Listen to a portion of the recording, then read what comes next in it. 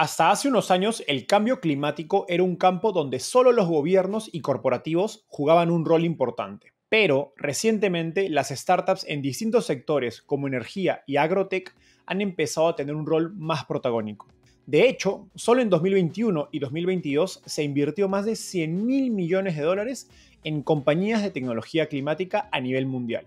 Hoy conversé con Daniela Vargas, socia de Social Capital, un fondo de inversión especializado en tecnología aplicada al sector energético, climático y científico, y que fue fundado por Shamat Palihapitiya. Antes de Social Capital, Daniela trabajó en la práctica de sostenibilidad de McKinsey y fue parte del equipo fundador de McKinsey.org, una incubadora de soluciones a problemáticas sociales como la sostenibilidad. Hablamos sobre el mercado de Climate Tech y los retos de invertir en él, cómo evaluar el potencial de un mercado o cómo validar una tecnología. También conversamos sobre las oportunidades de Climate Tech para startups en Latinoamérica. Los dejo con esta gran conversación.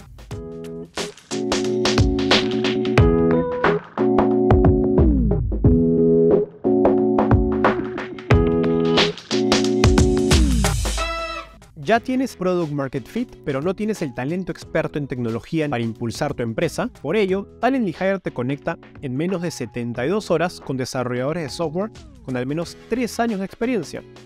Ya son más de 160 empresas globales como Microsoft, Mercado Libre y Nubank las que contratan con Talently.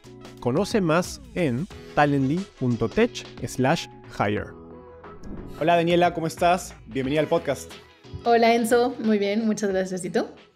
Feliz de tenerte. Daniela, gracias empecemos por invitarme. Genial, no, encantado, ya varios meses que lo habíamos agendado, así que feliz Sí. de que suceda. Daniela, empecemos con un poco de historia. Cuéntanos cómo llegaste al fascinante mundo de las startups y al mundo del climate tech o tecnología climática. Pues mira, fue un poquito por happenstance, la verdad, fue un poquito azaroso. Yo estuve trabajando durante mucho tiempo, más de 8 años, en McKinsey, en México, pero en realidad trabajaba un poquito a nivel global porque yo hacía temas de sustainability, ¿no? Temas de cambio climático y demás.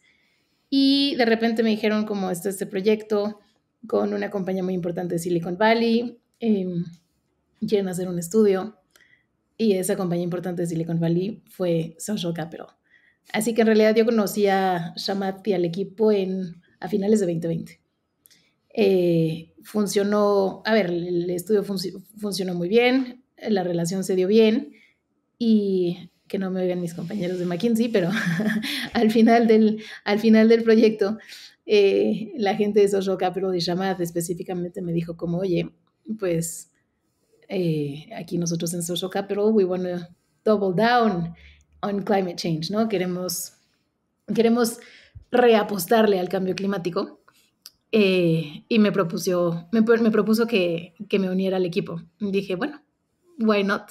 Yo ya llevaba tiempo de hacer consultoría y se me hizo una oportunidad súper interesante, ¿no? De seguir en mis temas por explorar, digamos, una vertiente diferente. Así que me uní al equipo en abril de 2021. Increíble. Y para los que escuchamos el All In Podcast, sabemos que Shamat es una persona bastante convincente, así que imagino que va a ser una oferta difícil de rechazar. Exactamente. Es un muy buen negociador y comunicador. Súper. Justo hablando de Shamat, hace unos meses escuchando una entrevista random de él, contaba justo de este estudio que mencionas, ¿no? Que fue parte de este proyecto que él empieza dentro de Social Capital para entender, digamos, el mundo del cambio climático, digamos, qué cosas estaban pasando, transición energética y un poco entender qué rol podía jugar la tecnología en este gran problema que enfrenta el mundo. Y para eso contrata a McKinsey, que era, digamos, el equipo del que tú eras parte. Exacto. Cuéntanos la versión ejecutiva de esa investigación que llevaron a cabo, sobre todo desde la perspectiva, digamos, de inversión. Y si existiese un vocabulario del problema, digamos, cuáles son las áreas principales, sea baterías, energía, materiales, etcétera, y cuáles fueron los hallazgos más llamativos. Claro, mira, a ver, en realidad creo que para contestar la pregunta, si quisiésemos hacer una taxonomía de cambio climático, por lo menos así es como yo trato de pensar en el cambio climático, hay básicamente 4 grandes dimensiones, ¿no? Uno es toda la parte de mitigación. Eso es cómo reducimos las emisiones que estamos actualmente produciendo. Segundo está la parte, en inglés se llama sequestration, y perdóname si utilizo un par de palabras en inglés en general, ¿no? Todos estos temas ya están como súper permeados al inglés. Pero está toda esta parte de sequestration, o sea, de como de absorción de dióxido de carbono. Ahí el chiste es, pues, reabsorber el dióxido de carbono que ya está en el medio ambiente. La tercera palanca es la parte de adaptación. Y aquí viene un poco la idea de decir, bueno, pues el cambio climático va a tener muchos impactos. Ya estamos bastante avanzados en el cambio climático, ya estamos de hecho viendo estos impactos, cómo podemos adaptarnos a ellos. Y la cuarta palanca es un poquito más controversial, es este tema de, a ver, el cambio climático se da porque llega a la Tierra mucha radiación solar, llega más como de la que podemos absorber en algún momento con el ecosistema en el que vivimos.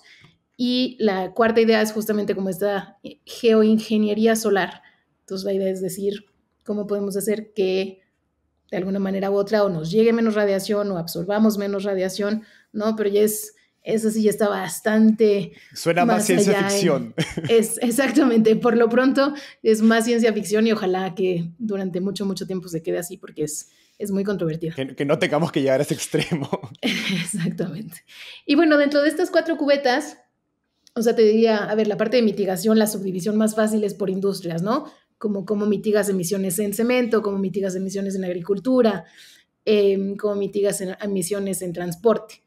Dentro del el bucket de absorción o de carbon sequestration, ahí sería más un tema de qué medio utilizas para absorber el carbono. Vas a utilizar plantas, vas a utilizar direct air capture, ¿no? Como en estas turbinas gigantes que jalan, literal, jalan aire y nada más que se quedan con el dióxido de carbono. ¿Y en dónde lo vas a guardar? Lo vas a guardar en minerales, lo vas a guardar en un depósito, lo vas a guardar en árboles, lo vas a guardar en materia biológica. En la parte de adaptación, pues es pensar cómo podemos adaptar uno como nuestro built environment, ¿no? Cómo podemos adaptar nuestras ciudades, nuestra infraestructura, puertos, carreteras, etcétera. Y por otra parte también está la parte como interesante de cómo podemos adaptar la biología de alguna manera, ¿no? Hay algunas startups que están metiéndose a eso. Y solar engineering, la verdad es que hay muy poco, está más en el ámbito académico todavía. Ahora, haciendo doble clic en estas áreas, digamos, en estas 4 áreas de impacto, digamos, de donde se puede trabajar, ¿cuáles dirías que, digamos, en el corto plazo, 5 o 10 años, son donde hay mayores, digamos, oportunidades de inversión o en general de impacto, ¿no? A ver, yo te diría los primeros 2 ejes son fundamentales ahorita, y ahí sí te diría, tienen que ser ambos. Uh-huh. Y te diría casi, casi que el tercer eje, pues ya nos está llegando el agua al cuello, literalmente, ¿no? En realidad ya deberíamos estar pensando en temas de adaptación. Eh, es muy probable que en esta década, ¿no? En la década de los 20, rebasemos el 1.5 grados de calentamiento global. Por ende, vamos a requerir adaptación. Pero para regresar a los 2 primeros buckets, a ver, mitigación, hay muchas oportunidades y hay muchas oportunidades ya costo efectivas, que es una parte súper interesante, ¿no? Estaba justo hace ratito leyendo un reporte que decía, ya hoy es más barato en Estados Unidos construir nuevas energías renovables, ¿no? Un nuevo campo de energía solar o nuevas turbinas eólicas que operar. Una planta que genera, digamos, energía a partir de carbón, de quemar carbón. Exactamente. O sea, ya es más barato construir, imagínate, es más barato construir un campo solar nuevo que seguir operando una planta así. Uh-huh. Y eso pues es brutal. O sea, con oportunidades de negocio así, ya prácticamente no es, ¿no? Ni siquiera estamos hablando casi de startups y de climate tech, sino ya es un cambio de paradigma total. Correcto. Porque, digamos, los incentivos ya de mercado te fuerzan, digamos, a utilizar tecnologías que benefician al clima, ¿no? Y justo ahí va mi siguiente pregunta, porque el clima es, digamos, yo estudio economía, ¿no? Y el clima se le considera un bien público como infraestructura o seguridad que enfrentan este concepto que estudiamos en economía llamado la tragedia de los comunes.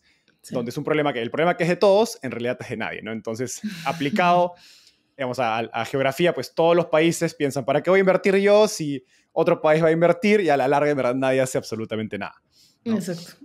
Entonces, llevándolo a un ejemplo práctico, y creo que es lo que estabas mencionando, pues no existen incentivos o existen pocos incentivos para que empresas inviertan en tecnologías sostenibles o limpias, porque solamente si tienen que adoptar esas tecnologías implica más costos, más inversión para ellos y altera pues digamos, el curso normal de su negocio, a menos que sean, digamos, por regulación, como el caso de, digamos, de Europa, de Estados Unidos, que se ha empezado a empujar, o pues hay eficiencias enormes como el caso que mencionas, donde ya se vuelve obvio adoptar la tecnología. En este contexto, ¿cómo piensas acerca digamos, de la formación de mercados en Climate Tech? Porque no, hay mercados que creo que no son tan obvios, donde dices, sí, acá se está gastando tantos billones de dólares, acá se gastan no, tantos cientos millones de dólares. Entonces me imagino que al momento de invertir tienes que pensar, ok, ¿cómo este mercado se puede desarrollar en los siguientes 5, 10, 20 años para definir si un mercado es atractivo o no?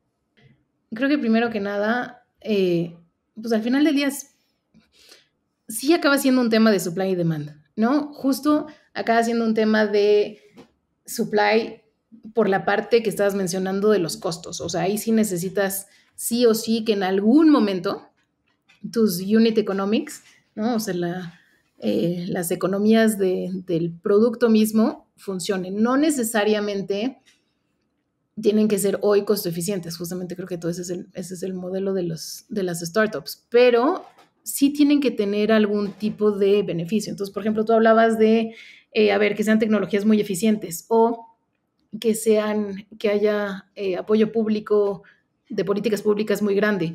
Creo que también hay una parte, estamos viendo todos estos commitments que hacen empresas tipo, pon tu Coca-Cola, en donde ahí viene más de ser un B2C, ¿no? O sea, de ser un negocio como consumer facing y tener que, pues, comprometerte porque la verdad es que el mindset de los consumidores ya está cambiando. Entonces, está esa parte como de supply de los costos y la demanda, digo, son esas tres palancas, ¿no? Un poco políticas públicas que estás obligado a hacer, qué es eficiente hacer hoy, ¿no? Lo que hablamos el ejemplo de las carboeléctricas. Y tres, qué tanto push, o más bien qué tanto pull de los consumidores hay ya en tu industria. Y ahí lo que puede ser interesante y algo, cosas que hemos visto es, pues claro que hay productos tipo toda esta industria de proteínas alternativas, ¿no? Beyond Meat, Impossible Foods, etcétera, en donde son más caros que la opción normal, pero hay tanto pull, perdóname, de los consumidores que, pues, de facto se hace un mercado, ¿no? Encuentran su product market fit. Ahora, estos últimos casos que mencionan, particularmente cuando me ha tocado ver compañías en Latinoamérica, me suena que todavía son de países desarrollados, ¿no? O sea, Beyond Meat, Impossible Foods, necesitas economías, digamos, donde hay una gran clase media, donde pues, la gente gane un ingreso de cierto nivel para que sea accesible a a la masa. En mercados emergentes, donde también se genera buena parte de estos, digamos, de la contaminación, sea por alimentación u otros Del métodos, consumo, claro. no existen esos incentivos todavía, ¿no?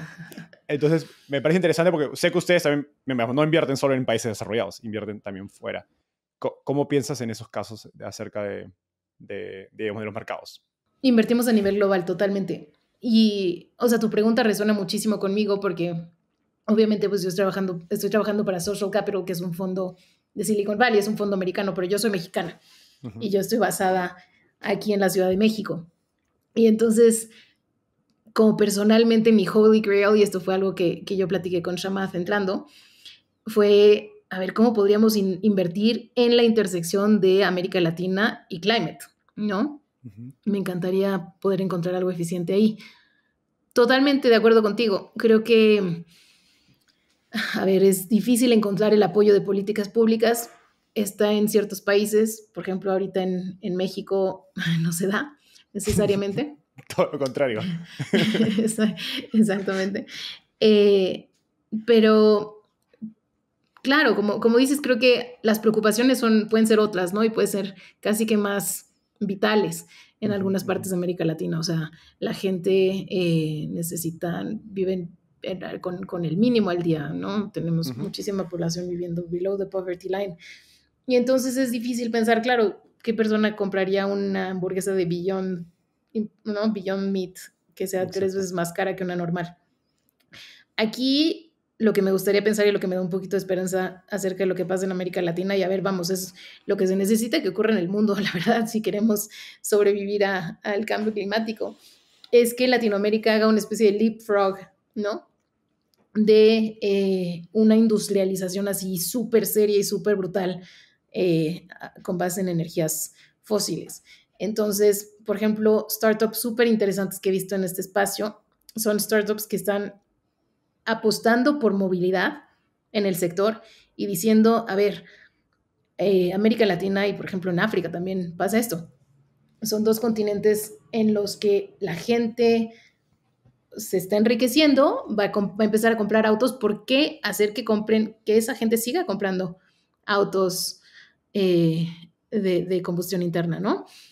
Um, esta startup en Brasil que en algún momento se llamó Leoparda, ya no me acuerdo ahorita cómo se llaman, cambiaron de nombre, pero justo ellos Ujú. a lo que le están apostando es a electrificar toda esta flota de motos, ¿no? Que usan los repartidores de Rappi y los de Uber Eats y los de mensajería de Didi, Pizza Hut, etcétera.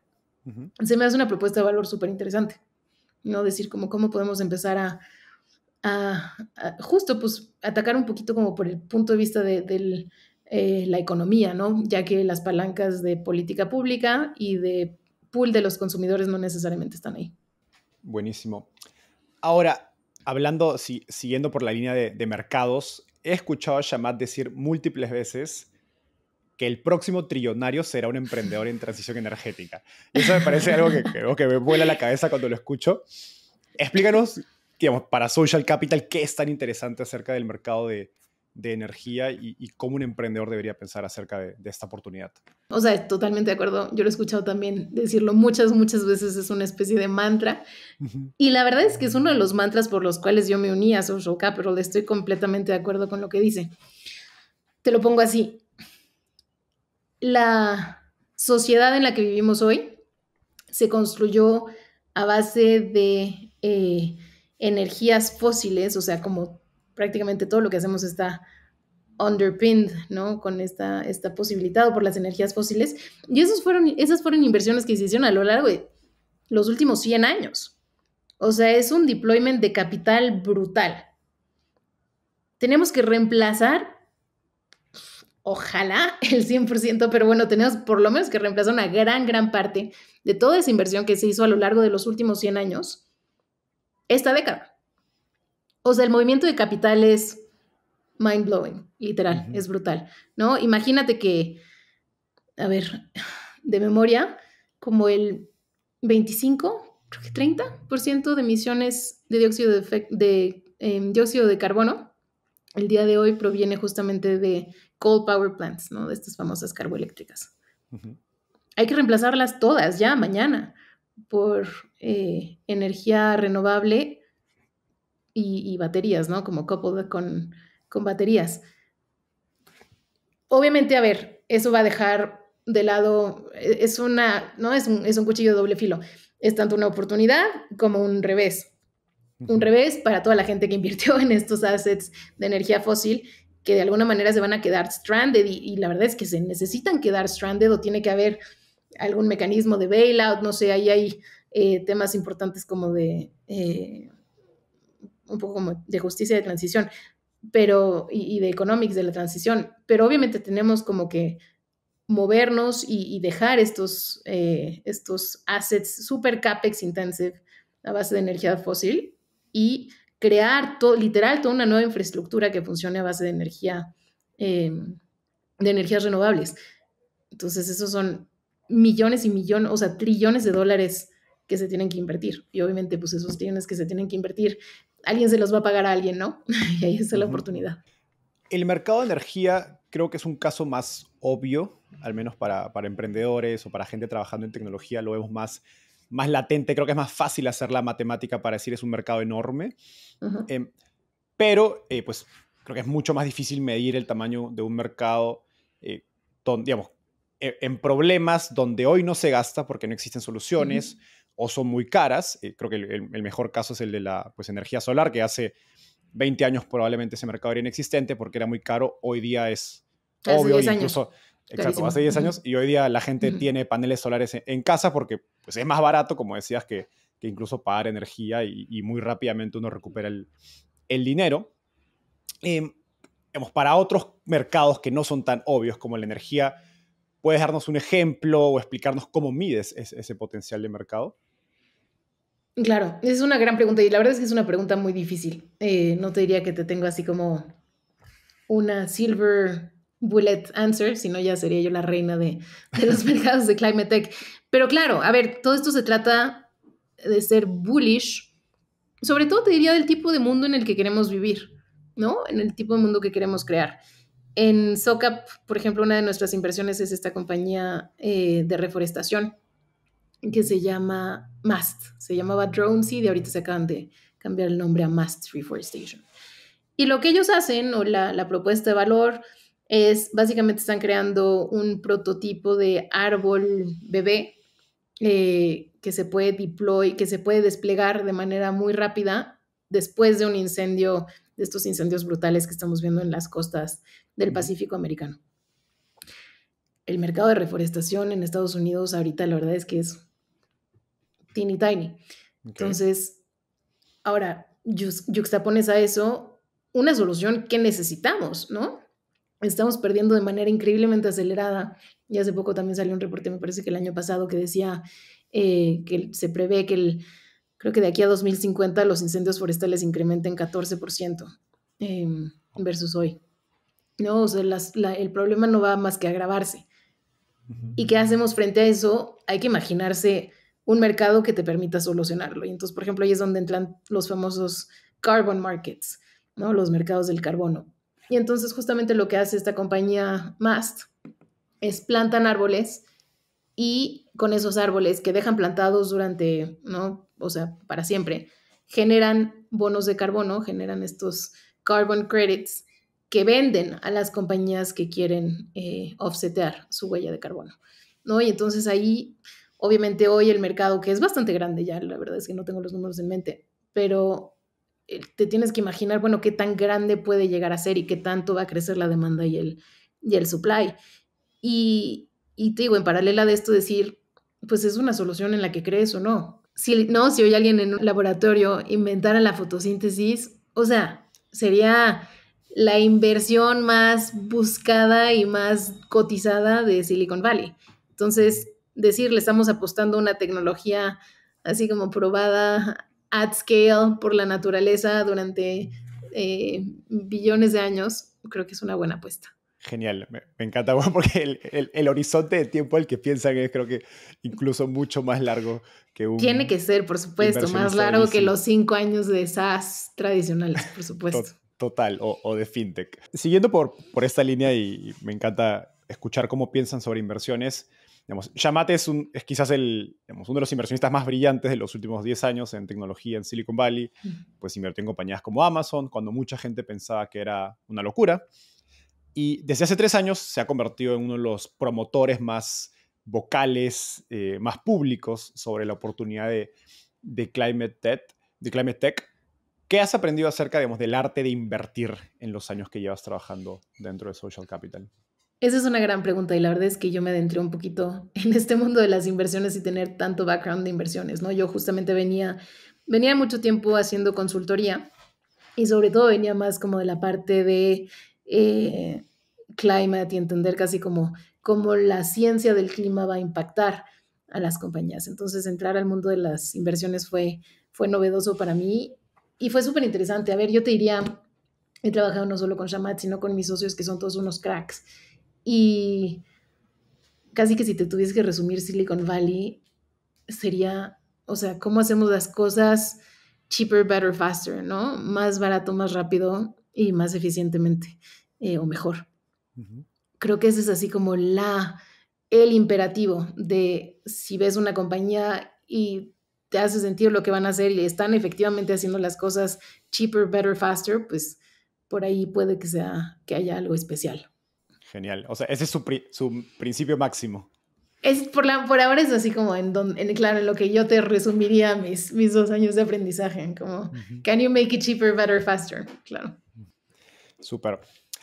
Y a partir de esto último que dices, me gustaría ir un poco al pasado de la historia de Climate Tech como industria, porque si bien hoy día todo el mundo está hablando de clima, inversiones en tecnología climática, la verdad es que la industria per se no es nueva, ¿no?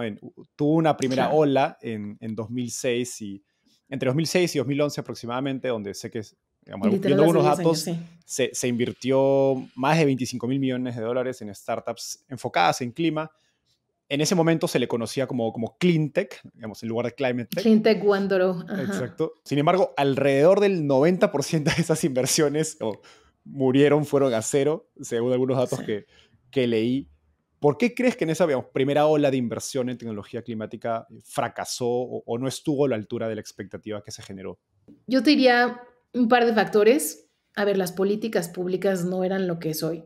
O sea, hoy, por ejemplo, tienes estos colosos de políticas públicas que son, por ejemplo, el IRA en Estados Unidos, ¿no? Toda la legislación que hay en Europa. En aquel entonces, pues las políticas públicas eran un poquito menos coherentes o menos sólidas, ¿no? Sí las había. También te diría que había menos presión de los consumidores. O sea, sí ha habido un cambio de mindset importante en los últimos, casi que en los últimos 5 años. Y eso te lo cuento incluso desde o sea, lo viví yo como consultora, ¿no? Ni siquiera, no estuve en Climate Tech 1.0, pero desde mi trinchera en McKinsey queriendo hacer sustainability, la verdad es que al principio no teníamos muchos engagements de sustainability. Yo era así como la hippie con su bandera verde, ¿no? Que a fuerzas quería trabajar en el espacio y estaba como loca viendo qué se inventaba. Y me fui a la maestría, hice una maestría, también decidí no hacer un MBA, sino que hice una maestría verde en Berkeley de 2015-2017, una cosa que se llama Masters in Development Practice, en el College de Natural Resources. Y regresando a McKinsey en 2017, había ya una explosión de proyectos brutal. O sea, sí hubo una especie, te digo, de mindset change, casi que te diría, por parte de los consumidores, y eso obviamente derivó en políticas públicas muy sólidas, muy consistentes. Ahorita el IRA en Estados Unidos va a invertir más de $400,000 millones entre 2023 y 2032, 33, wow. ¿No? Es una locura, claro. O sea, los tailwinds de la industria ahorita son masivos. Y a ver, la otra cosa que te diría también en Climate Tech 1.0 era sobre todo infraestructura, y sobre todo infraestructura de proyectos renovables. Había una gran componente de paneles solares y de los costos de paneles solares, y lo que pasó con esa industria, long story short, es que se comoditizó y la gran mayoría de la producción se fue a China, ¿no? Y era muy difícil que las empresas americanas basadas en Silicon Valley con costes de California compitieran contra las empresas chinas. O sea, era más hardware, ¿correcto? Era muchísimo. Sigue habiendo una componente mucho más hardware ahorita. Al final, Climate Tech es Deep Tech, ¿no? Pero sí, por la parte de costos, pues muy difícil competir contra la China de ese entonces. Y lo último, creo que los inversionistas abordaron el Climate Tech 1.0 bubble, o más bien el Climate Tech 1.0, antes de que fuese un bubble, lo abordaron desde un punto de vista justo, a lo cual haces alusión todo ese ratito diciendo, a ver, los retornos van a ser igual que los retornos de una inversión en software o los retornos de una inversión en fintech. Cuando no, los retornos en una inversión en climate tienen que tener un horizonte temporal mucho más largo, ¿no? O sea, nada más construir el campo de paneles solares te va a tomar probablemente 3 o 4 años. Entonces no puedes esperar tener una inversión, un retorno en 5.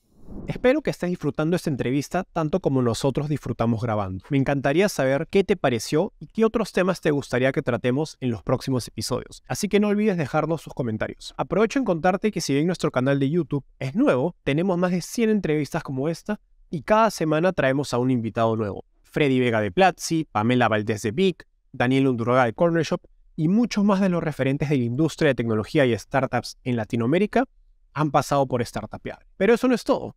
Llevamos más de 3 años creando una biblioteca de contenido gratuito sobre emprendimiento y tecnología. Puedes revisar nuestro glosario con todos los términos técnicos de emprendimiento, nuestro blog con guías, tips y lecciones clave sobre startups y nuestro directorio donde encontrarás un listado con las startups e inversionistas más importantes de la región. Ingresa a startupeable.com dando clic aquí arriba y acelera tu crecimiento en el mundo de las startups. Por último, no dejes de suscribirte y seguirnos en redes sociales.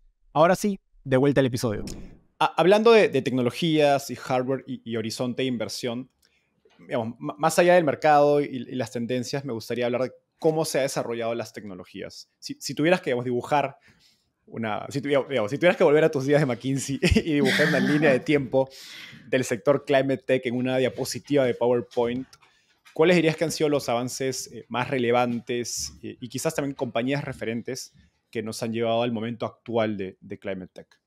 A ver, te la contestaré yo creo por 2 partes. Creo que ha habido avances tanto en la ciencia de cambio climático, ¿no? Como nuestro entendimiento de qué está pasando en realidad con el clima y hacia dónde vamos y qué tanto tenemos la soga al cuello.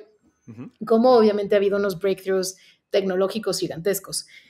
De los breakthroughs tecnológicos, te diría que en realidad, hay 3 caballos de fuerza gigantescos, que son la reducción en costos, lo decíamos hace ratito, ¿no? De paneles solares, baterías y turbinas eólicas. Básicamente, una reducción de 80% en la última década. Wow. Es una reducción brutal.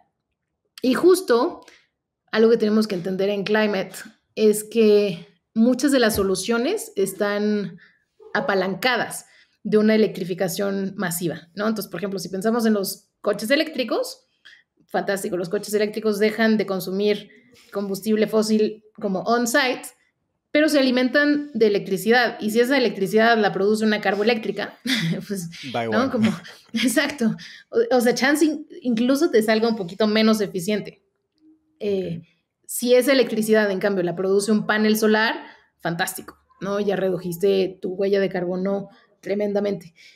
Y entonces, justo es esta idea de que la electricidad es la electrificación del grid, ¿no? De nuestra red de energía, es una de las primeras palancas que tenemos que jalar para poder aprovechar al máximo muchas de las otras soluciones climáticas. Entonces, por eso la importancia gigantesca de que los costos de baterías y energías renovables hayan bajado tanto. O sea, básicamente quien consiga hacer esa transición energética está creando el AWS de Climate Tech, ¿no? La infraestructura. Exactamente. Sobre todo lo demás se va a colgar. Exactamente, sí. Y justo, o sea, pensando en eso, a ver, de las compañías que te diría que han sido, para contestar la segunda parte de tu pregunta, que han sido pioneras en esto, a ver, Tesla, por supuesto, ¿no? Tesla, y por más controvertido que pueda ser Elon Musk y demás, pero Tesla sí hizo un step change en pues, la velocidad en la que las otras automotrices legacy, digamos, ¿no? Los Fords y los Toyotas y los GMs, la velocidad en la cual ellos sacaban vehículos eléctricos. O sea, ahí sí hay un claro casi que pre y post Tesla, ¿no? Si hiciéramos el caso de estudios como el baseline hipotético de sin Tesla, creo que seguiríamos ahorita en 0.05% de las ventas de coches nuevos. A ver, hay otros grandes como Beyond Meat, ¿no? Que estábamos diciendo. Y bueno, obviamente tuvieron todas estas cosas de su salida a bolsa y la caída de los stocks, pero sí son estos como casi que mindset change que se crean a nivel de, que creo que ayudan un poquito a lo que estábamos diciendo en el punto anterior, ¿no? A reforzar esta idea frente a los consumidores, ¿no? A ver, change has to happen now. Y todo eso genera una especie de círculo virtuoso importante. Incluso te diría, hay compañías no tradicionalmente en el espacio de climate, por ejemplo, un Stripe, que han jugado un rol súper importante dentro de Climate Tech. Stripe, esto me parece, ya no sé si fue 2021 o 2022, creo que fue el año pasado, levantó un fondo que se llama el Frontier Fund de $1.000 millones para comprar de manera adelantada o diciendo, o sea, como Comprometiendo apartando, capital.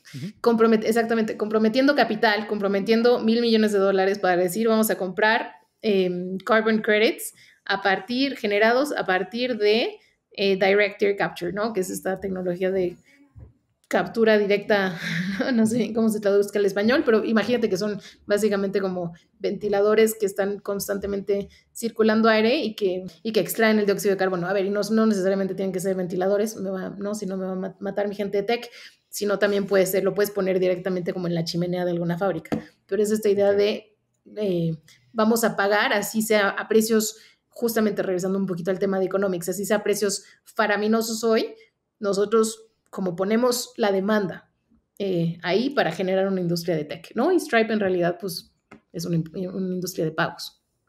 Buena parte de las soluciones de Climate Tech tienen un componente fuerte en el mundo real, como decíamos, es hardware, digamos, o científico, o lo que se llama Deep Tech.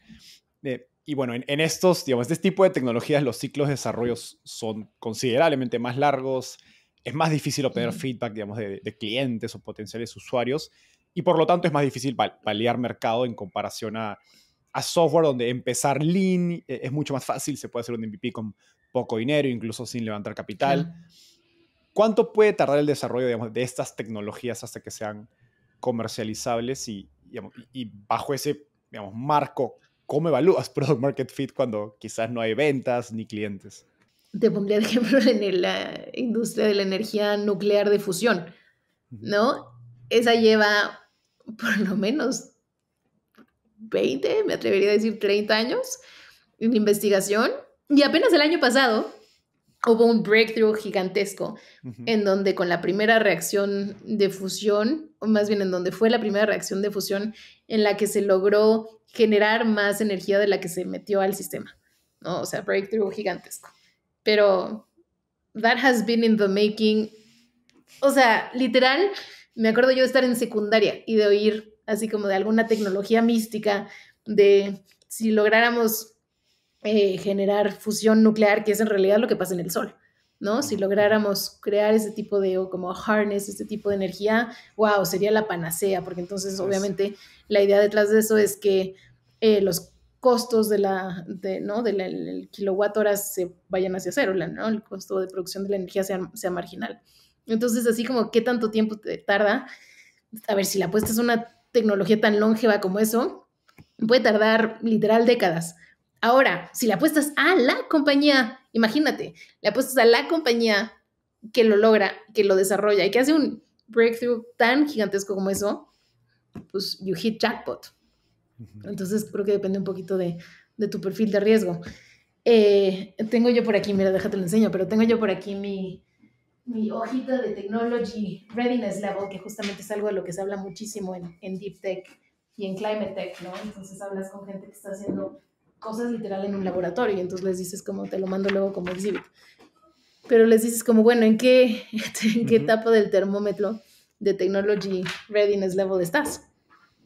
Y sí, puede tardar mucho, mucho tiempo. Cuando hablas de fusión, mi mentalidad nerd me lleva a pensar en la película de Spider-Man de Tobey Maguire. Sí. Exacto. donde el doctor Octopus o Octavio se fusiona crea claro, un sol. Claro. Exacto. Pero sí, es fascinante. Pero como dices, lleva décadas haciéndose. Bueno, el año pasado por primera vez se logró producir energía. Y es gracioso porque es nada energía, pero ya el hecho... O sea, pero el delta de que sea positivo... O sea, que teóricamente se ha probado que se puede hacer. Ahora la pregunta es, okay, si ese, no sé, 0.1% lo multiplicas por pues millones, estás hablando de muchísima energía que se está creando de absolutamente nada. Ahora, hay una frase que me gusta mucho de Chris Sacca, que es un inversor de Silicon Valley. Claro, de Lower Carbon Capital. Donde lo escuché en una entrevista decir, oye, hay 100, 200 millones de personas que compran productos porque son conscientes del cambio climático, hablando de este pool Yo, de la por demanda ejemplo, que decías. sería una de ellas. Ajá. Y él dice, pero yo pienso en cómo llegar, digamos, productos mejores y más accesibles a los 7.000 millones, digamos, de habitantes que hay, que pues no les importa o no están pensando en cambio climático, ¿no? Entonces me encanta porque expresa digamos, una de las limitantes, creo, de sostenibilidad como movimiento, como tecnología incluso. Cuando piensas digamos, en los retos de las startups, digamos, de tu portafolio para escalar Climate Tech, ¿cuánto tiene que ver con distribución versus la capacidad de crear un producto pues, súper barato que realmente alinee incentivos para que los consumidores compren el producto simplemente porque es mejor? A ver, creo que la frase de Chris es una gran frase y justamente retoma un poco la parte que estábamos diciendo de, ¿no? ¿Cómo escala sustainability? ¿Cómo vas a escalar climate tech en Latinoamérica? Ujú. Y esta parte de los economics y cómo en realidad todo el tech tiene que ser cheaper, better, faster, stronger. Sí, hay una parte súper importante de cómo vas a mercado, de cómo encuentras tu product market fit. Te diría, pues, a ver, al final del día, pues, la sostenibilidad, justo, no es que no vaya a suceder, yo creo que tal vez sí, en algún momento, 20 años, vamos a convencer a todo el mundo de que el cambio climático es importante cuando ya todos tengamos el agua hasta el cuello, ya no haya más elefantes, ¿no? No haya más abejas y ya no tengamos que comer. Ujú. El problema es que eso tardaría demasiado. Ujú. Entonces, sí tenemos que hacer algo para justamente como hackear todo este tema de nada más hacerlo porque los consumidores o porque los negocios tengan buena conciencia o quieran ser greenies, ¿no? Lo Exacto. hagan como desde el fondo de su corazón y alinear los incentivos, alinear los economics, las políticas públicas tienen que respaldar y a ver, creo que por ejemplo para algunas compañías, es un poquito lo que platicamos al principio, pero puede que, ¿no? Take Beyond Meat, puede que, bueno, en realidad Beyond Meat chance no es el mejor ejemplo, pero no sé, un Coca-Cola, Ujú. ¿no? A ellos les va, tienen una meta, no me acuerdo exactamente ahorita de cuál, pero tienen una meta gigantesca de reciclaje, así como vamos a reciclar 50% de todas nuestras, vamos a hacer más bien que 50% de nuestras nuevas botellas vengan de plástico reciclado, que es una meta súper difícil de alcanzar, porque eso implica que tengas el supply para, ¿no? hacer estas botellas. Y además piensa tú que pues, es potencialmente un mundo en el que hay muchos más consumidores de Coca-Cola, entonces el volumen que se venda de Coca-Cola probablemente sea más grande que el que se venda hoy, si no es que tienen backslash y por lo menos que quede constante.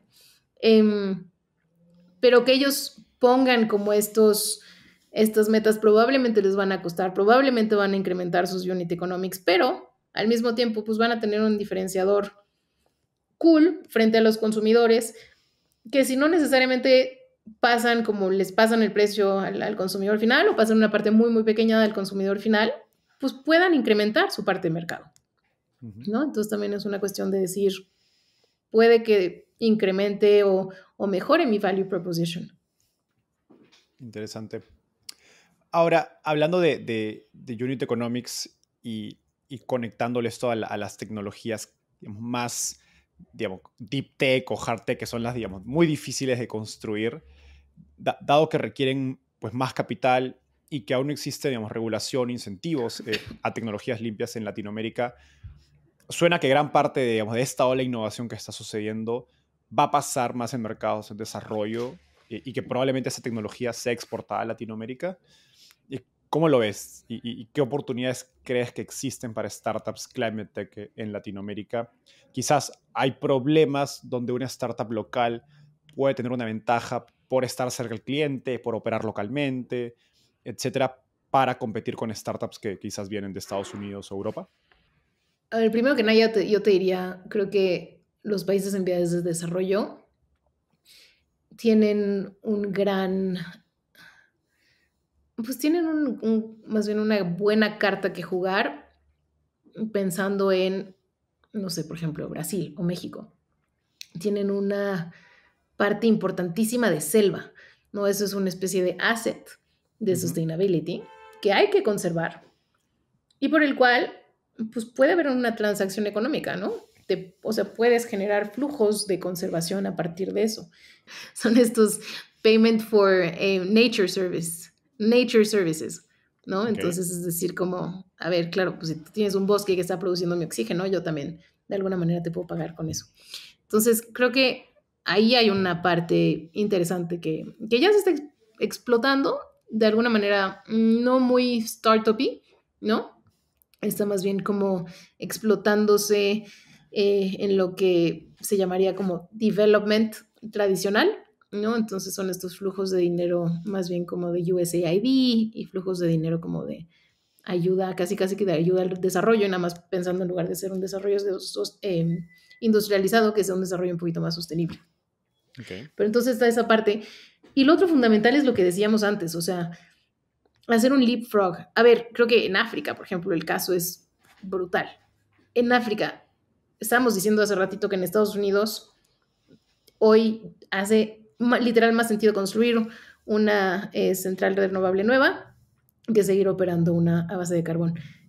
En África, no me sé el número como top of mind, pero en África tienes un número gigantesco de gente que ni siquiera tiene ahorita acceso al grid, ¿no? Entonces, o sea, sería un sinsentido total ir allá a construir más carboeléctricas. Ajá. Necesitamos hacer un leapfrog y que allá se construyan, más bien el grid se forme a partir de energías renovables. Y a ver, podemos incluso ser como súper disruptores, también pensar, ¿do we really need to have a grid? O sea, necesariamente tenemos que tener un grid, ¿no? Ujú. Podríamos también pensar en un modelo muchísimo más descentralizado de energía, en lugar de ponernos a construir unas líneas gigantescas de transmisión que son súper costosas, requieren mantenimiento, etcétera, etcétera, ¿no? Entonces, también es como, ¿cómo podemos jugar con estas ideas y apalancar estas tecnologías en estos países? A tu punto de, ahora, ¿cómo se transfieren? Eso es una parte súper interesante. Eh, Hay una serie nueva que no sé si has visto en Apple TV que se llama Extrapolations. Mira, de ese nombre sí me acuerdo, pero se llama Extrapolations y es justo esta serie de cambio climático. Ok. Yo estaba súper interesada por verla y súper emocionada. La verdad es que, spoiler alert, no me gustó nada, pero la encontré demasiado simplista. Pero tiene un buen punto y tiene un punto interesante en donde eso lo aprendes en el primer capítulo. El como millonario de la historia, ¿no? Digamos casi casi que el equivalente del Elon Musk de la historia, es un cuate que desarrolla unas patentes gigantescas de desalinización de agua y de purificación de agua. Ok. Y las tiene bajo patentes. Y entonces ahí casi casi que hay una especie de dilema ético, ¿no? De decir, again, a tu punto de this is a tragedy of the commons, o sea, no es que no yo Estados Unidos vaya a limpiar todas mis emisiones y entonces ya me quedo en mi cachito de cielo y de atmósfera que está limpia, no, pues me van a llegar las emisiones de México y me van a llegar las emisiones de INE, las emisiones de China y todo se va a combinar en nuestra atmósfera. Entonces, sí tiene que haber un transfer y esto soy yo, no social gap, pero sí tiene que haber de alguna manera un transfer de patentes porque, ¿no? This is about making money, claro, pero this is also about saving the status quo de la humanidad. ¿Tienes algún ejemplo de compañías que creas que están haciendo cosas interesantes como para prenderle idea? Y quizás no necesariamente en Latinoamérica, pero en África o India o otros países emergentes, acerca de qué cosas o qué ideas son posibles de desarrollar en países en desarrollo, en vía de desarrollo. Como ver los vehículos de 2 ruedas y 3 ruedas ya están prácticamente a paridad, o sea, el costo total de ownership, ¿no? El costo de ser dueño de estas tecnologías, pues ya te sale igual tener una de combustión interna y una eléctrica. Entonces, como ahora lo que sí va a ser diferente son los costos iniciales de la tecnología eléctrica van a ser mucho más altos.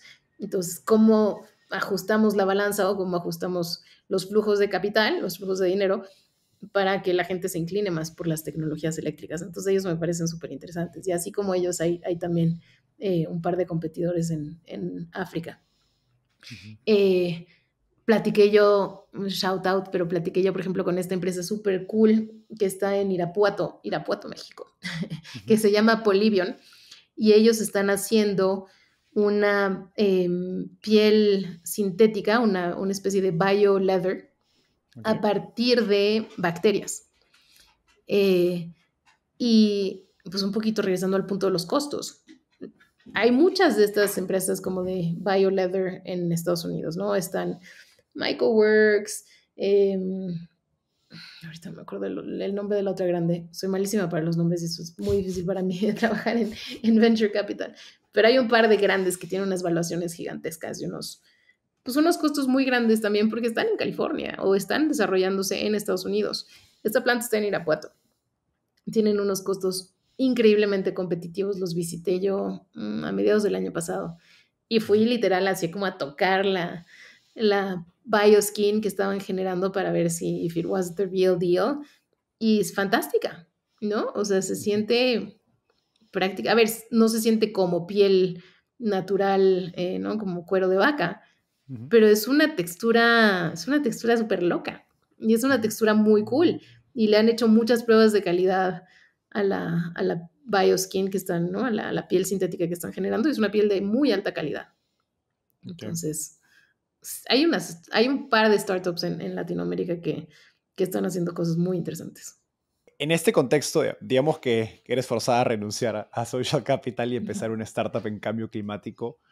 ¿Cómo abordarías el reto? ¿En qué cosas te enfocarías en un inicio? ¿Y digamos, cuál sería un buen plan o modelo para crear una empresa de Climate Tech? A ver, es una pregunta difícil, ¿no? Porque creo que partiría de decirte dónde la vas a crear, Ujú, ¿no? Justamente estamos hablando de estos temas de geografías. En Estados Unidos, en Europa, tienes unas, no solo políticas públicas, o sea, no solo como apoyos gubernamentales, sino que también hay 800,000 aceleradoras y un ecosistema súper fuerte y súper robusto apoyando a las startups de cambio climático, ¿no? Otra vez, porque, a ver, ¿quiénes son los que fondean todo esto? Son los LPs, ¿no? Son los inversionistas. Y los inversionistas que quieren hacer con su dinero, pues también quieren sentirse bien con lo que se hace con su ujú, dinero, ujú. ¿no? Entonces sí está como todo este afán de decir, hagamos y generemos más soluciones climáticas. Entonces, por una parte es decir, como, bueno, lo hago allá o lo hago, por ejemplo, en América Latina o lo hago desde México, ¿no? Eh, Creo que sí tienes que partir de un punto de vista, regresando un poquito a la frase que habías retomado de Chris de Lower Carbon, em, en donde sí tienes que pensar que tu solución en algún momento, no necesariamente a primera borde, pero en algún momento va a llegar a ser cost competitive o va a generar muchísimo más valor frente a, ¿no? a las soluciones estándares. O sea, no sé, pon tú pues, a ver, pues tomar el ejemplo de Teslas, ¿no? Como partir de, o tratar de apalancar esta idea de conspicuous consumption, creo que es ya no me acuerdo si es el Veblen effect, pero decir, hacemos un bien súper sexy que todo el mundo quiera comprar, Ujú. y vale, entonces ahí sí te van a pagar tu premium, ¿no? Y no necesariamente solo la gente que sea greeny, sino va a ser sexy porque es sexy. Por ejemplo, está esta compañía súper interesante que se llama Mill, Mill en Estados Unidos, que acaban de sacar una especie de como de compostadora de comida, así como la idea de decir tengo una lavavajillas en mi casa, ellos quieren como democratizar la idea de decir tengo una mini compostadora en mi counter en donde tiro mis sobras de comida y lo que están haciendo que se me hace muy chévere es pues qué haces con las sobras de comida porque no todo el mundo tiene, sobre todo además ¿no? en Estados Unidos y bueno, en México mucha gente vive en departamento, ¿no? Por más macetas y plantas que tengas como buen millennial, pues no, ¿qué vas a hacer con toda la tierra? Y Ujú. entonces ellos lo que hacen es que ni siquiera lo convierten en tierra a través del lombricomposta ni nada, sino que más bien reutilizan esos desperdicios alimentarios para la industria agroalimentaria y me parece que ahorita de poultry, o por lo menos eso es lo que tenían en su como último plan, ¿no? Entonces es decir, como pues food waste doesn't necessarily have to go back to the soil, perdóname que estoy siendo súper pocha, pero no, como los restos de comida no necesariamente tienen que volverse tierra y como regresar al principio del círculo natural, sino que también podrían ser comida para alguien más. Y entonces, sí creo que esa idea de decir, a ver, ¿qué puede ser adoptado últimamente como, no solo por los greenies y democráticamente, es súper interesante. Ahora, no sé, lo que es difícil de Climate es que hay tantas cosas que hacer en Climate, o sea, Climate es literal así como que eh, juega, ¿no? A través de o corta todas las categorías. Entonces tienes Ujú. desde Es cómo transversal. descarbonizas, exacto, cómo descarbonizas el transporte, ¿no? Cómo descarbonizas los aviones, cómo descarbonizas la agricultura, cómo descarbonizas la producción de acero, cómo descarbonizas la manufactura. Súper interesante. Y a ver, regresándonos hasta el principio de la discusión, creo que una de las cosas que sí he visto yo, o más bien que no he visto, tristemente, que he visto muy poco, es que no hay casi nadie haciendo nada en adaptación. O sea, estamos Okay. así como en un coche de carreras, jugándonosla a que vamos a llegar a la meta, estamos yendo rapidísimo y nadie le ha puesto bolsas de, no, bolsas de aire al Ah, coche. Entonces creo que también por ahí puede haber una idea, decir, a ver, es muy probable que en esta década, o sea, en los 20, ¿no? De aquí a 2030, sobrepasemos los 1.5 grados de cambio climático. Esos 1.5 grados son una especie como de tipping point, ¿no? Más allá del cual, pues se desencadenan varios efectos más, eh, como a nivel de ecosistemas, y pueden hacer que se generen no solo, o sea, que se generen más bien no solo nuestras emisiones antropogénicas, sino que empiecen a haber emisiones de lo que tradicionalmente podrían ser como sinks, ¿no? De dióxido de carbono. Y aquí me estoy yendo un poquito a la ciencia, pero todo esto para decir, si sobrepasamos los 1.5 grados de cambio climático, pues es probable que haya impactos bastante más duros de lo que hemos visto hasta ahora y tal vez de lo que nos imaginemos. Entonces, como invertir o empezarle a meter un poquito nuestra cuenta de adaptación no sería mala idea y tal vez sea una estrategia que pueda pay off a largo plazo. ¿En cuál de estas industrias ves un mejor timing? Y particularmente quizás en Latinoamérica y en México, porque muchas de las industrias que has mencionado pues tienen sus propios ciclos de vida, ¿no? Algunas están más abiertas y están buscando cómo adoptar políticas sustentables o tecnología. Otras están mucho más tempranas. Y el reto como una startup es que pues no tienes tiempo ni dinero para vivir años, ¿no? Entonces, ¿cuáles dirías quizás que son las que están en un momento más oportuno para entrar, al menos en México y Latinoamérica? A ver, yo te diría, porque creo que México ahorita es un poquito una excepción, pero en Latinoamérica, justo todo este tema de renovables, brutal. Tema de renovables como coupled con baterías, también pues, súper apetecible. Em, Temas en donde los unit economics funcionen, ¿no? Como la paridad de costos sea relativamente alcanzable, o sea, todos estos temas de transporte. Em, sí, a ver, y cosas más bien al contrario, creo que buscar que el consumidor pague un premium en Latinoamérica es un poquito más difícil. Ujú. Uh, Pensando en B2B, creo que sí hay mucha presencia o gran presencia de compañías globales, digamos, entre comillas, que ya han hecho como commitments a nivel global y que ahorita están presentes en Latinoamérica, o sea, regresando a la Coca-Cola de hace ratito, y dicen como, ¿cómo vamos a nosotros hacer que las botellas de PET en Argentina se hagan de plástico, o en México se hagan de plástico reciclado, ¿no? Ujú. Entonces creo que ahí sí hay mucho lugar donde jugar como para en ese ecosistema de decir, yo voy a ser el enabler de esta compañía global que hizo un commitment muy fuerte y no necesariamente tiene como el camino de cómo aterrizarlo en Latinoamérica. O sea, para darte un ejemplo, por ejemplo, eso es una de las cosas que hacíamos un montón en McKinsey, ¿no? Es decir, cómo ayudas a estas compañías globales a aterrizar su go-to-market. Y no solo en Latinoamérica, to be Ujú. completely honest. Buenísimo. De hecho, hay una compañía llamada Microma de un amigo Ricky Mm. Cassini que está creando está creando como plástico con hongos y entiendo que está trabajando con compañías de consumo masivo del Pues tipo preséntame a de Ricky. Coca-Cola. Y está muy interesante. Lamentablemente él tuvo que, digamos, empezó en Argentina y tuvo que ir a, pues venir a Silicon Valley, lo conocí acá en San Francisco para levantar capital, porque pues es una solución Claro. difícil de levantar capital en Latinoamérica. Y sobre todo, además te diría, a ver, por las cosas que yo he visto, justo Climate Tech requiere mucho capital, ¿no? Es muy capital intensive. Y el ecosistema en Latinoamérica no necesariamente puede extender cheques tan grandes como tan al principio de las rondas de financiamiento. Total.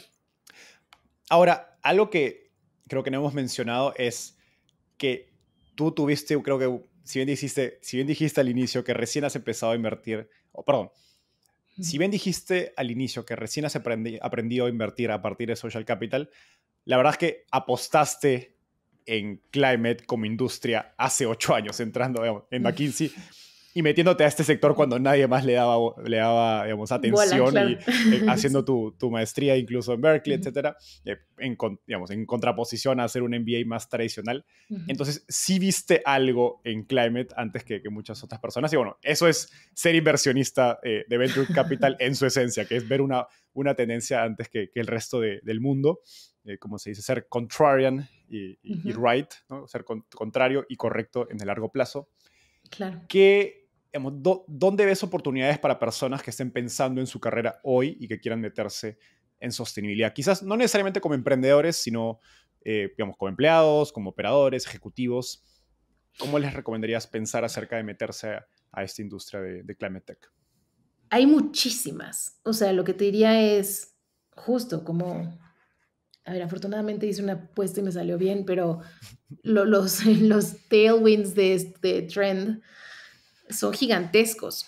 Y es un poco triste porque en realidad son gigantescos porque no hemos logrado resolver el problema de climate, ¿no? No es que, wow, climate fabuloso, que cada vez haya más oportunidades de trabajar en él. Hay más oportunidades de trabajar en esto porque cada vez estamos más en problemas. Pero sí, hay muchísimo potencial. A ver, el caveat, un poquito como no directamente contestando tu pregunta, pero lo que sí diría es que el caveat de trabajar en climate es que es un poquito difícil, casi que me atrevería a decir que a veces es casi, ¿no? Es desmoralizante, es de esas cosas en las que mientras más sabes, pues más difícil se hace levantarte de la cama en las mañanas, ¿no? Eh, y el consejo que yo le diría a la gente que se quiera meter en climate, porque te digo, trabajos hay miles y hay muchísimas páginas en internet. Encantada te paso un par de links si la gente quiere meterse. Además, en Climate Tech en específico hay mucha gente como súper motivada por meterse y se buscan todo tipo de perfiles. O sea, literal, desde un CFO hasta un marketer, ¿no? Estos cuates de mil que te estaba contando hace ratito, pues van a tener que marketear su producto. O sea, al final del día acaba siendo casi casi que una empresa común y corriente. Ya no, dadas las tendencias en AI hoy, ya no sé si te diría que la gente se ponga a estudiar como computer science y cosas así, pero a ver, pues obviamente se requieren muchísimas mentes científicas, ¿no? Ingenieros químicos, ingenieros nucleares. A mí en lo personal, a ver, antes de haber hecho Berkeley, cuando hice mi undergrad, mi licenciatura, yo desafortunadamente hice negocios porque me hubiese gustado, me hubiese gustado hacer algo bastante más científico. Entonces, ¿no? Si tenemos escuchas mucho más jóvenes que estén pensando en qué estudiar o gente que esté pensando en estudiar alguna maestría, definitivamente le apostaría a algo en el ámbito del STEM, ¿no? De Science, Technology, ¿qué es? Como en Energy o Environmental y Sí. Mathematics.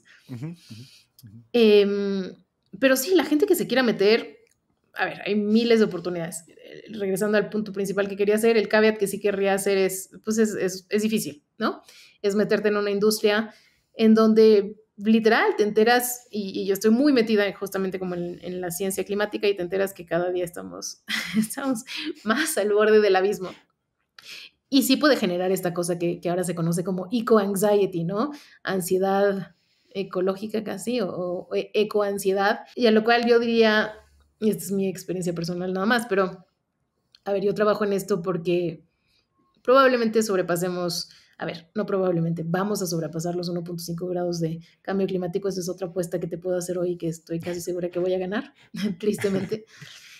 Probablemente sobrepasemos los 2 grados, pero 2.3 grados van a ser dramáticamente, casi que exponencialmente mejores que 2.5 grados, que sería, o sea, así orden de magnitud mejor que 2.8 grados. Y entonces literal yo me levanto cada mañana, ¿no? Como para shave ese porcentaje, para intentar decir como, bueno, pues contribuí con mi granito de arena y estoy tratando de ayudar a reducir decimal de porcentaje por decimal decimal de incremento en temperaturas por decimal de incremento en temperaturas. Me encanta lo que dices. En Estados Unidos hay una frase que traducía es la ignorancia es una bendición. Entonces, para los que no estamos metidos en Climate Tech, somos los ignorantes que no tenemos la ansiedad de lo que está por pasar. Y bueno, a quienes nos están escuchando, estudien, y son jóvenes, estudien carreras de ciencia, tecnología y matemáticas. Totalmente. Se los dicen 2 personas que no lo hicieron, pero se arrepienten de no haberlo hecho. Eso estoy seguro. Dani, llegamos al segmento final. Esta es una ronda de preguntas rápidas. Te voy a hacer una pregunta y me tienes que responder en menos de un minuto. Si tuvieras que empezar a invertir de nuevo desde cero, ¿cuál sería el principal consejo que te darías? Aprende de capital markets, que eso sí es, y perdón, cuando me hiciste hace ratito la pregunta acerca de qué has aprendido también de invertir en social capital, tenemos una parte muy importante nosotros también como de capital markets, es decir, como de etapas mucho más tardías de la inversión. Mercado público. Exacto, mercado público. A ver, cuando uno hace una startup, espera que se vuelva un unicornio, y ese unicornio se vuelve unicornio cuando sale al mercado público. Entonces es muy interesante no solo entender, bueno, ok, este es el mundo de la startup hoy, sino cómo se tiene que llegar a ver para entender cómo, ¿no? Cómo haces el bridge, el puente entre esos dos puntos. ¿Cuál ha sido el libro más influyente en tu camino por el mundo de las startups? Este literal es mi Biblia y lo tengo en mi escritorio. Le vamos a hacer un poquito aquí de publicidad para quienes nos están gratis. viendo en YouTube. Exacto. Es Venture Deals y literal es la Biblia de las inversiones. O sea, para mí que venía sin tener mayor background de esta industria, ha sido muy, muy bueno. Finalmente, ¿qué te gustaría cambiar del mundo de las startups en Latinoamérica? La política pública. ¿Por qué? O sea, me gustaría justo que hubiese muchos más tailwinds de política pública en Latinoamérica. A ver, y aquí no lo mencionamos en la entrevista y creo que justo esta podría ser toda una arista más, pero Latinoamérica tiene muchísimos recursos. México es creo que segundo o tercer país con más potencial solar en el mundo. Apalanca eso para una economía del hidrógeno. Súper interesante. Hay esta frase en Perú la decimos, ¿no? Somos un mendigo sentado en un banco de oro. Literal, qué buena frase, literal. Y creo que aplica para varios países de Latinoamérica. Totalmente de acuerdo. Daniela, eso fue todo por hoy. Gracias por el tiempo, ha sido un gustazo charlar contigo. Buenísimo, no, hombre, por favor, o sea, súper contenta de haber estado aquí, la pasé muy bien. Muchísimas gracias por la invitación. Y gracias. Ojalá que hagamos que más gente se meta al mundo del Climate Tech. Seguro. Bye, nos vemos en un próximo episodio. Chao, chao. Gracias por llegar hasta el final. No olvides suscribirte dándole clic aquí. Cada semana tenemos nuevos episodios y si quieres seguir aprendiendo ahora, mira esta entrevista que estoy seguro que te gustará. No olvides que en Startupeable llevamos más de 3 años creando contenido gratuito sobre emprendimiento y tecnología. Puedes revisar nuestro blog, glosario y directorio dando clic aquí.